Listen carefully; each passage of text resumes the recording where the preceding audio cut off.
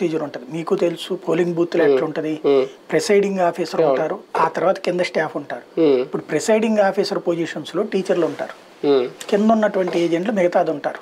Presiding ఏది కింద మిగతా స్టాఫ్ అందరూ కూడా ఇతర డిపార్ట్మెంట్లలో ఉంటారు, సచివాలయ ఉద్యోగులు, రెవెన్యూ ఉద్యోగులు వీళ్ళే ఉంటారు. ప్రిసైడింగ్ ఆఫీసర్లు అక్కడ చేసేది ఏముండదు. ఏయన్నా ఎప్పుడు పనికి వస్తారంటే వాళ్ళ ద్వారా అక్కడే దొంగ ఓట్లు లేకపోతే కనుక ఇంకులు బొయ్యడాలు లేకపోతే దాన్ని ఏమంటారు బూత్ క్యాప్చరింగ్ జరిగినప్పుడు ప్రిసైడింగ్ ఆఫీసర్ రాసియాలి ఇక్కడ ఇది జరిగింది అని. అంటే అట్లాంటి తప్పులు చేసినప్పుడు ప్రిసైడింగ్ ఆఫీసర్ రాసిస్తే దాని ఆధారంగా అక్కడ రీపోలింగ్ జరుగుతుంది.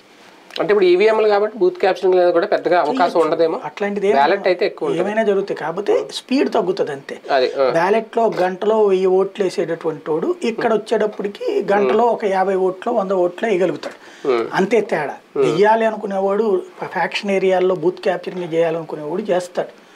వాళ్ళ దగ్గర ఆ టైంలో ఏముంది బూత్ క్యాప్చరింగ్ అంటే అవతల ఉన్న ఏజెంట్లను కూడా బెదిరించినో భయపెట్టి అదే డబ్బులు ఇచ్చినో ప్రలోభ పెట్టినో మన చేతుల్లోకి తీసుకోవడం.